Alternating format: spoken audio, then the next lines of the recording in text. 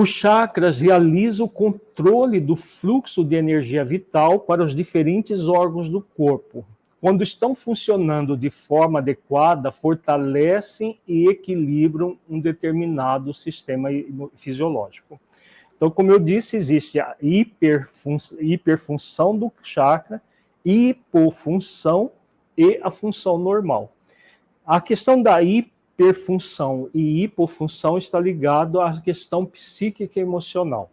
Então vamos pegar, por exemplo, o terceiro chakra, que é o chakra do plexo solar, ligado à glândula, o pâncreas endócrino.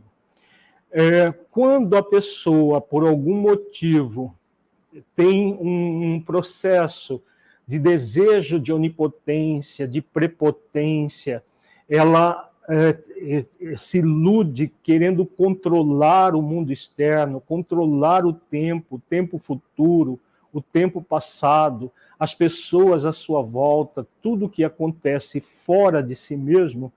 Todas as vezes que a pessoa se movimenta nessa direção, o que acontece? Uma hiperestimulação do terceiro chakra. Essa hiperestimulação do terceiro chakra vai gerar uma hiperestimulação da glândula do pâncreas endócrino e uma hiperestimulação de todo o sistema digestivo. Então, é muito comum as pessoas extremamente controladoras, rígidas, desenvolverem doenças como diabetes, desenvolverem um processo de doenças de hipersecreção de ácido gástrico no estômago, do duodeno, pode desenvolver gastrites, pode desenvolver úlceras, desenvolver refluxo esofágico, esofagites, em qualquer região do nosso sistema digestivo. Por exemplo, também outra doença comum é o intestino irritável, doenças de Crohn, colite inflamatória, ulcerativa inflamatória, várias doenças que acontecem no sistema digestivo por causa desse movimento psíquico emocional de querer controlar o incontrolável, controlar o tempo futuro, controlar o tempo passado, controlar as pessoas, controlar as circunstâncias externas. Todo esse movimento onipotente e prepotente gera uma hiperestimulação do chakra. Só que o que acontece? Cedo ou tarde, a pessoa que deseja ter esse poder todo, ela acaba entrando num estado de impotência, como se ela não pudesse nada, que ela não desse conta de nada, que tudo que ela faz não dá certo. Nessa impotência, é uma hipoestimulação do terceiro chakra. Na hipoestimulação, acontecem doenças próprias da falta de energia. Então, por exemplo, uma dificuldade de digestão, aquilo que se chama de vesícula preguiçosa, a pessoa tem dificuldade de digerir alimentos gordurosos, todo um estado da digestão muito lenta, sentindo o gosto da comida horas depois que ela ingeriu, tudo fica lentificado. E esse é um dos chakras mais comuns das pessoas terem doenças, tanto de hiperestimulação quanto da hipoestimulação. Então fica uma coisa assim, como se o chakra tivesse o tempo todo se movimentando no excesso de energia, na falta de energia, excesso de energia, falta de energia, e gerando grandes desequilíbrios do sistema digestivo como um todo. Doenças várias podem ser desenvolvidas dessa forma. Outros chakras podem produzir a mesma coisa, desequilíbrios vários que podem acontecer, tanto na hiperestimulação quanto na hipoestimulação. Em lives futuras, nós vamos entrar em detalhes dos chakras e o que cada chakra gera de doença, de saúde, tudo isso nós vamos trabalhar aqui em várias lives sobre esse assunto.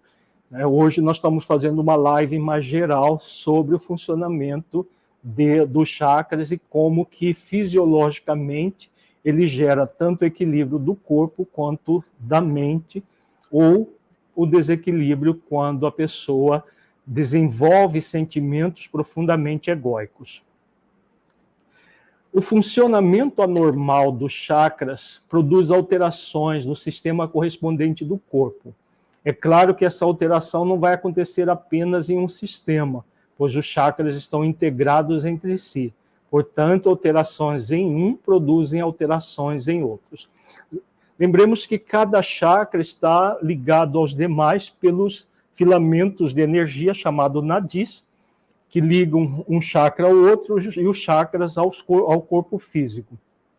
E é claro que o desequilíbrio principal, por exemplo, nesse caso que nós falamos do terceiro chakra, o desequilíbrio principal vai ser no sistema digestivo, mas não só no sistema digestivo. Pode acontecer de haver desequilíbrio no quarto chakra também por contiguidade, todo o processo de, por exemplo, todo o movimento de desejo de onipotência, de prepotência, afeta intensamente o quarto chakra, que é o chakra do amor e da compaixão, que é um chakra muito sensível. O movimento de prepotência, de desejo de onipotência, de ilusão de controle é extremamente agressivo por si mesmo. E esse processo agressivo em si mesmo gera o desequilíbrio não apenas do terceiro, mas do quarto chakra, do segundo, porque eles estão todos interligados. É importante ver essas explicações como explicações didáticas, porque nós somos sempre um todo. A visão holística de saúde, que a psicologia consciencial tem, que a medicina homeopática tem, não leva em consideração apenas uma situação específica, mas sempre o todo e não apenas as partes. Por isso é que quando uma pessoa adoece, a manifestação mais intensa da doença acontecerá em um determinado órgão, mas todos os demais são afetados, porque energeticamente não há uma separação e todo o conjunto adoece. Na medicina tradicional ou materialista ocidental, os órgãos são vistos como peças do corpo que estragam e que precisam ser consertadas pelo médico. Essa é uma visão ainda bastante materialista que não corresponde à realidade. A própria medicina ocidental tem caminhado por meio da psiconeuroimunologia, ontem nós falamos dela, essa ciência dentro da medicina, mostrando que está tudo interligado e todos os órgãos dependem de questões psíquicas emocionais do ser. Então, não há uma separação entre um órgão e outro, assim como não há separação entre o chakra e outro.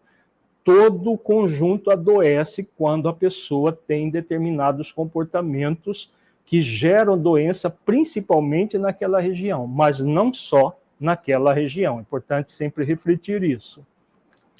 Do mesmo modo, quando um chakra se equilibra, devido à interligação dos sistemas homeostáticos do corpo físico e fluídico, há uma contribuição para o equilíbrio dos demais e para a manutenção da saúde da pessoa.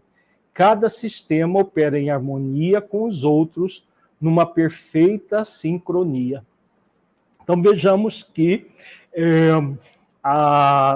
todo o processo do nosso corpo existe aquilo que se chama sistema homeostático. O que é o sistema homeostático? O criador da vida, né, a grande consciência cósmica, criadora da vida, criou tudo para o equilíbrio. O desequilíbrio é por nossa conta. Então, todo o nosso corpo, tanto o corpo físico quanto o corpo fluídico, sutil do espírito, ele trabalha o tempo todo para a manutenção da saúde. A doença é sempre um acidente de percurso na vida da pessoa. Ela não é uma característica natural do ser humano. A saúde é natural. Agora, a saúde, o corpo trabalha para produzir saúde. Aí depende de nós, de fazermos escolhas conscienciais para produzir cada vez mais saúde. Por quê? Quando nós fazemos escolhas egóicas, mantemos os movimentos egóicos negativos no nível do pensamento, do sentimento, da nossa forma de agir diante da vida, nós, com esse movimento extremamente egóico, negativo, nós sobrepujamos, nós vamos além da capacidade de equilíbrio homeostático do corpo físico e do corpo sutil, do corpo fluídico. E aí nós geramos doença.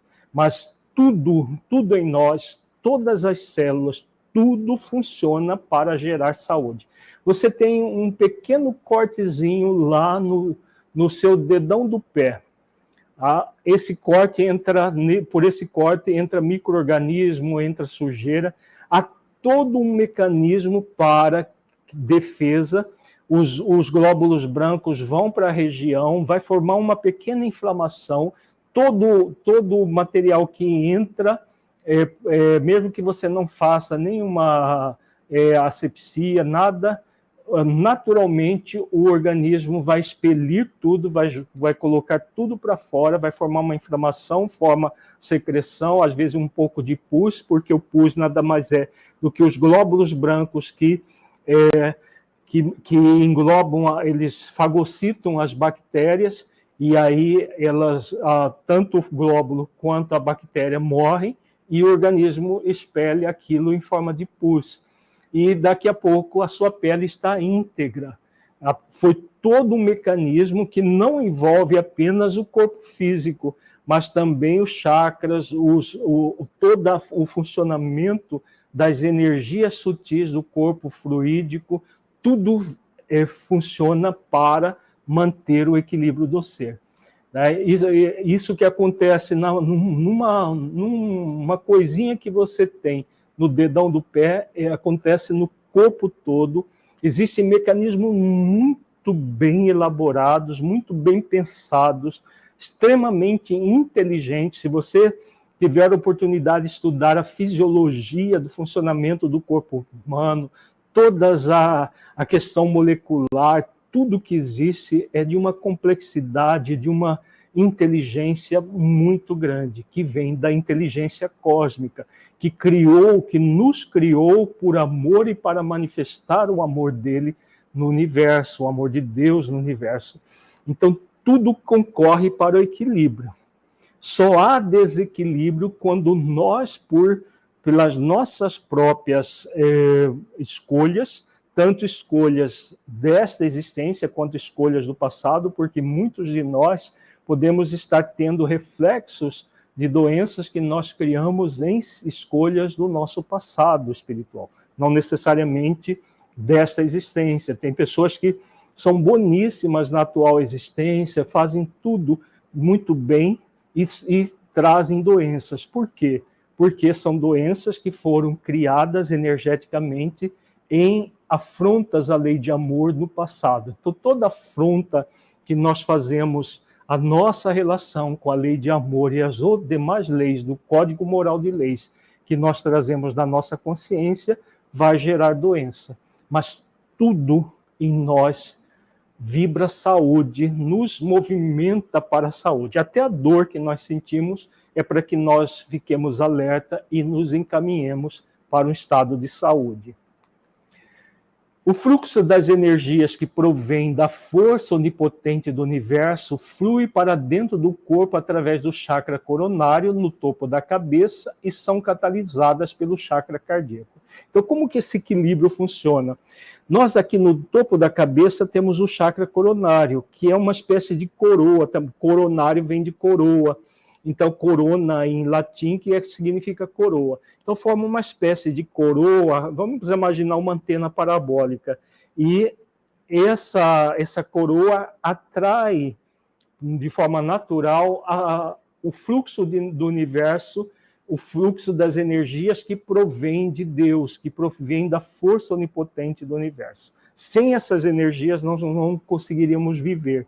Então, essas energias entram pelo topo da cabeça, no centro coronário, e é catalisada pelo chakra cardíaco, que vai distribuir essa energia. O chakra cardíaco é o chakra do amor, cuja virtude equilibradora é a compaixão. Então, quanto mais amor, quanto mais compaixão, mais nós exercitamos, mais desobstrui o funcionamento dos chakras e o fluxo de energia se dá.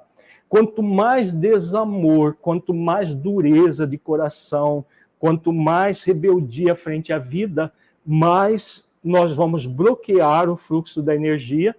Essa que entra pelo topo da cabeça, nós não temos como impedir de fluir, porque vem de Deus. Agora, o do chakra cardíaco, para catalisar e distribuir as energias, nós podemos gerar grandes obstáculos. Quando nós fazemos isso, nós não morremos, porque o fluxo da energia de Deus vai estar sempre penetrando em nós. Mas nós criamos as doenças, nós criamos os obstáculos, os bloqueios, que vão produzir tanto doença física quanto doença mental.